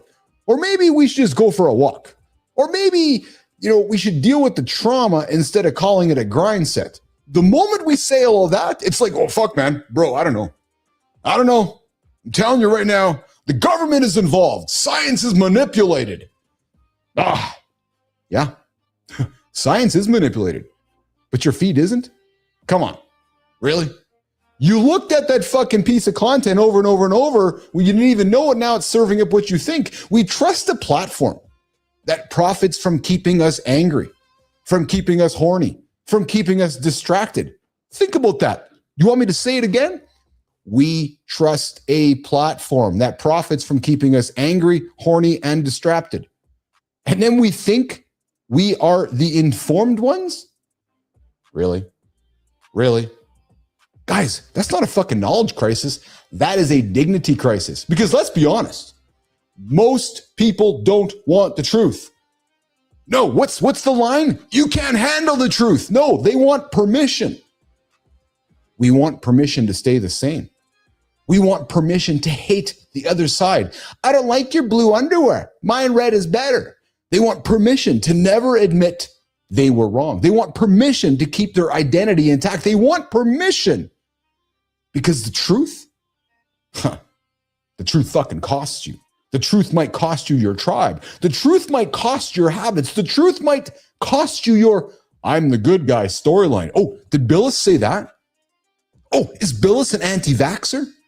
Oh, is Bilous all this about science? Fuck. A lot of people would rather burn reality to the ground and then update their opinion. And that is where we are in the world today, nation. We're not living in the information age. Nah, we're fucking living in the performance age, where certainty is currency and confidence with no evidence. It gets more engagement than humility ever will. You guys saw the word of the year in 2025, rage bait. A calm expert with nuance, he gets ignored. Yeah, nah, he's just boring. He doesn't know what he's talking about. He takes too long to get his answers across. But the loud idiot with the ring light becomes the prophet. He's got 1 million followers that aren't real. But here's the fucking scary part.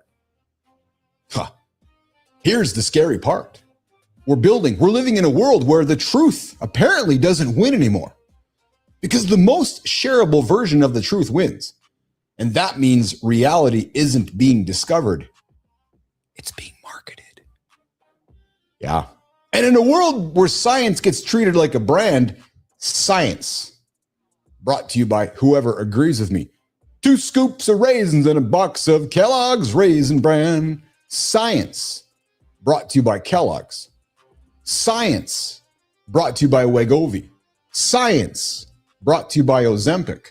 So, Morty's in the Lab Nation. Let me ask you a question.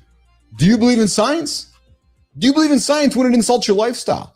Do you believe in science when it exposes your coping mechanisms? Do you believe in science when it says you're the fucking problem? Because if you only believe in science when it flatters you, you're a fucking hypocrite. You don't believe in science. You believe in yourself. And that is the oldest religion on earth. So today, here is my challenge. Stop asking this question, you guys. What do I want to believe in? Start asking this instead. What's true? Even if it embarrasses me. Because we don't need, although we all want more opinions, what we actually need, nation, is we need more adults. We need more adults and more people willing to say this. Damn it, I just might be wrong. Damn it, I am wrong. Damn it, I just got played. Damn it. Fuck. I choose comfort over truth. And guys, that's not weakness. That's civilization. Because if we keep doing like we're doing like this today, we're not evolving. We are devolving with Wi-Fi. That is a true story. So nation, ask yourself this today. Do you believe in science or do you believe in yourself? And start asking yourself this. If it's true, even if you don't agree with it, and it embarrasses you, what happens next? Science. Ask yourself today as you go through it. Jimmy, let's get to Maya Reyes in the community corner. Listen to the room. If it feels heavy, it's not love, it's noise. You're allowed to leave. Boundaries aren't mean, they're mature. The right people don't drain you, they charge you. Results aren't mysterious, they're math. If you're losing, your volume's too low. Raise the reps. Last piece, make it playful. Pick one moment today. Treat it like a game. Curiosity beats fear. Nation, where do you need peace more than approval? Let us know in the comments. Handsome Chief, call the play.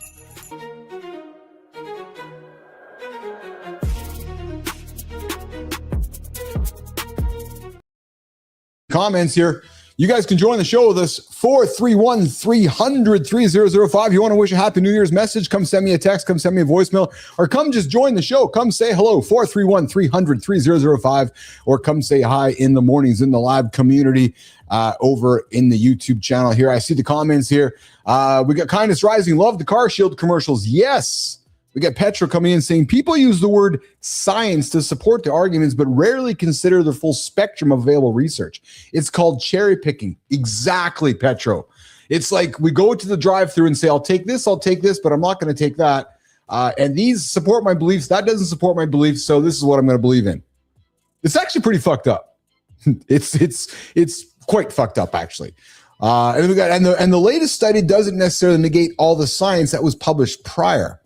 Yeah, it's I find it fascinating actually, and I'm suspecting it's only going to get worse before it gets better.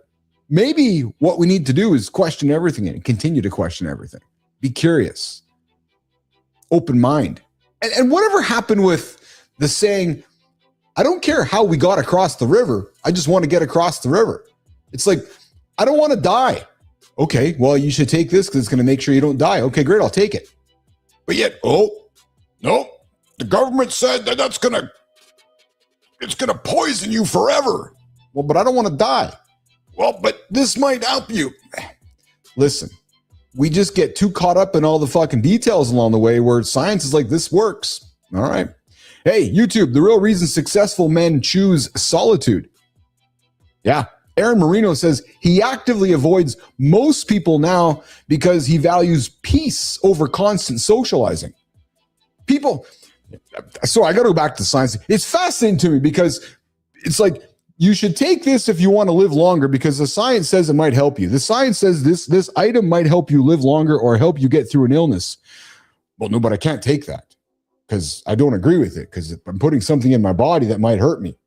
Okay, that's fine. Hey, I'm hungry. Yeah. I'm heading on down to McDonald's. Okay. Can I get you a burger? Yeah. Oh, but hey, along the way, the science says if you do this, it might help you live a little bit longer. Oh, no, but I don't agree with that. Holy fuck. Wait a minute. What? I don't really understand.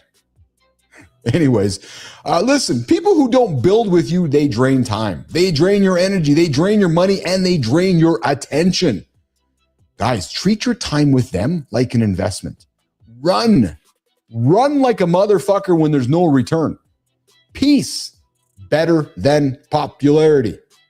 I think that's the reason, Petro, why people just get all caught up with the science shit, because it's easier to lean towards, I'm going to pick these items off the menu that support my science so I can have peace. Because if I select these items off the menu, well, then I might not be as popular. So then I'm just not going to pick these pieces. It's just so fascinating to me how people are so selective with what, here's the menu of what I'm going to believe. Here's what I'm not going to believe. And then here's why I act the way that I act. Interesting. Listen, drama and chaos, they are addictive, but so is calm. Once you step away from toxic people, you realize how good stillness feels. Boundaries, fucking superpowers. You don't owe anyone access to you. Damn it. As you mature, you stop feeling guilty for saying no. If there's anything that I love as I'm going through life right now, I fucking love it, man. I love it. Boundaries that I create, my superpower. I owe myself to no one. And I'm never guilty of saying no. The right people around me, they don't drain me. They leave me feeling energized. And even if our science disagrees, we agree on love. We agree on humanity. We agree that we all just want happiness. We agree on peace. Because the wrong people, they make you feel like you're wasting hours of your life. And those aren't the people you want around you. What's going on, Rico? Yes, it is. Keep it simple, stupid. It's funny because I got a guy joining the network here who may have some different views that some other people might have. Good. What do you mean good, Keith? It's not gonna wreck the integrity of the network? No, actually. The integrity of the network gets wrecked if we're all saying the same fucking thing. The integrity of the network gets wrecked if we're all just singing Kumbaya, drinking the same Kool-Aid, and perpetuating ourselves in a big fucking echo chamber.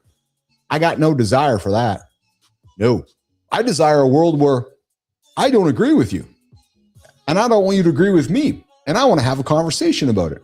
I want to have some discourse about it. I don't want to try to convince you that I'm right.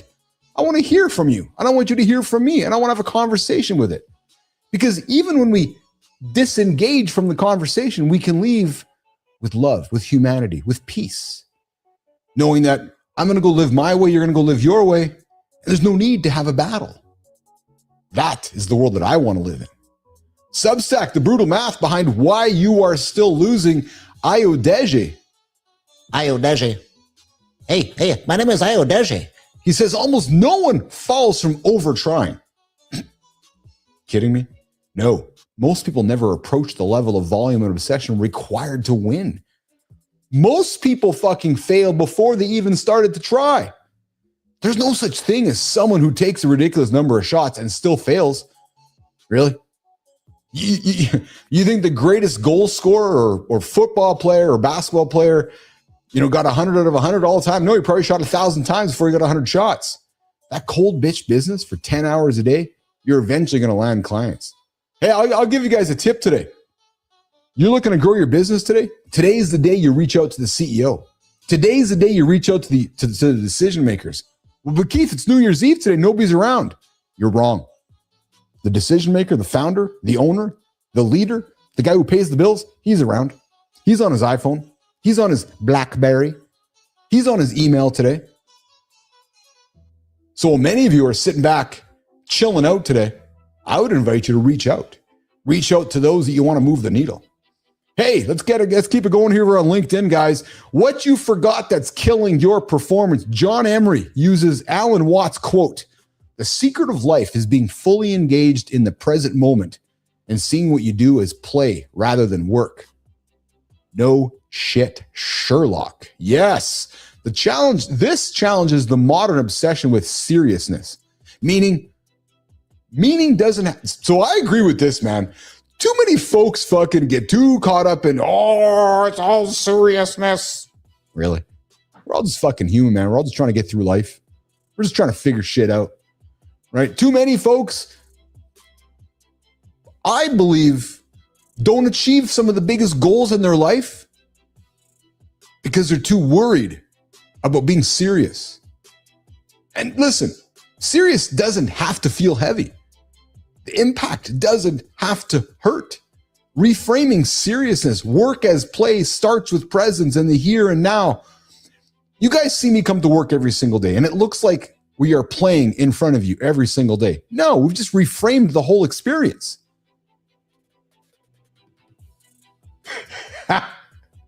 Holroyd, what are you doing, man? Holroyd calling me out. You noticed.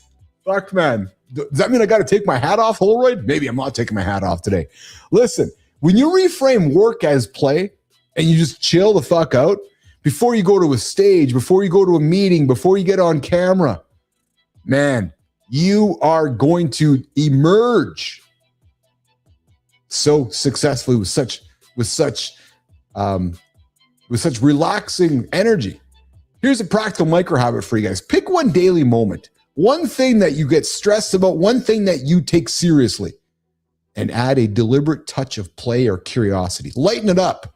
Those simply sensory awareness, like tasting coffee or savoring your strengths, might just change the day for you. So, hey, here's the question. What did you forget? I'm sorry. Here's the question. When did you forget that life is supposed to feel good instead of as fucking crazy as it is every single day? Maya, what about you? What's the best thing that could happen instead of fear-based thinking? And when did you forget that life is supposed to feel good? Maya Reyes. Protect your peace today. Cut one drain, no apology. Cut the noise, keep the mission. Nation, have a wonderful New Year's Eve.